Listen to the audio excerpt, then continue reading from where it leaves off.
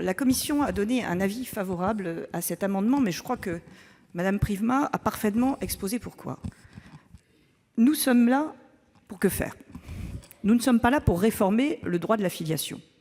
Ce n'est pas l'objet de cette commission spéciale et nous n'aurions d'ailleurs pas procédé aux auditions nécessaires pour ce faire. Nous ne sommes pas là non plus pour modifier la situation des couples qui aujourd'hui ont recours à l'assistance médicale à la procréation, pour la bonne et simple raison d'ailleurs que le système qui a été mis en place à cet effet dans le Code civil fonctionne parfaitement et que nous n'avons nullement besoin de le modifier. Nous sommes là pour rajouter de nouveaux bénéficiaires, et plutôt de nouvelles bénéficiaires à l'AMP, notamment les couples de femmes, et pour trouver un lien de filiation cohérent qui leur permette de bénéficier des mêmes droits et surtout d'avoir les mêmes obligations que n'importe quel parent à l'égard des enfants qu'elles auront dans le cadre de cette AMP. Voilà quel est notre but. Or, la proposition qui nous est faite par l'Assemblée nationale n'est pas convenable à cet égard. La proposition qui nous est faite est de permettre à ces deux femmes qui vont avoir recours à l'AMP de reconnaître les enfants l'une et l'autre. Je ne m'attarderai pas sur le fait que la reconnaissance en droit français, c'est la reconnaissance, l'aveu de la participation à la procréation charnelle, ce qui est rigoureusement impossible pour une des deux femmes, celle qui accouche bien sûr, mais pas pour l'autre. Mais surtout, ça introduit un critère qui est celui de la volonté pure, et je vous disais en commençant que la volonté pure ne peut pas fonder un droit d'ordre public tel que le droit de la filiation. La volonté pure, c'est le droit contractuel, c'est celui qui est à disposition des citoyens.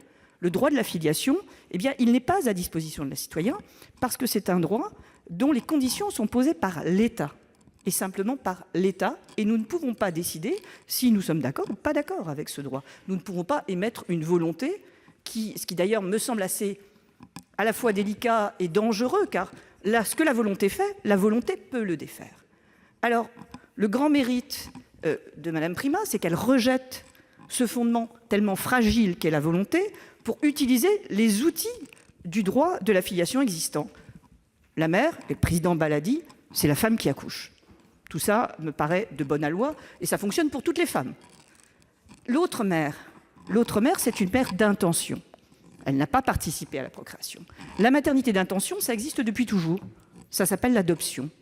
On choisit d'être parent.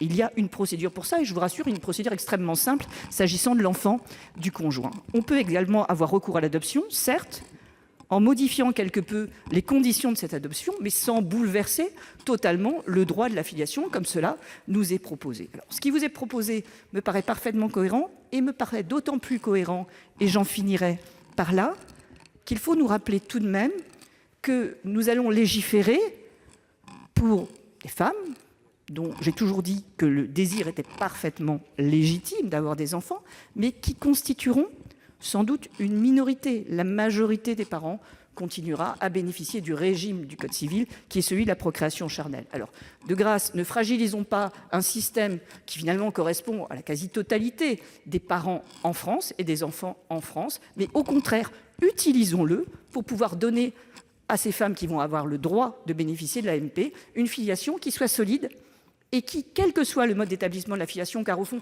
ça n'est pas important, le mode d'établissement de la filiation, auront, dans leur rapport avec leurs enfants, les mêmes droits et les mêmes obligations. L'avis est donc favorable.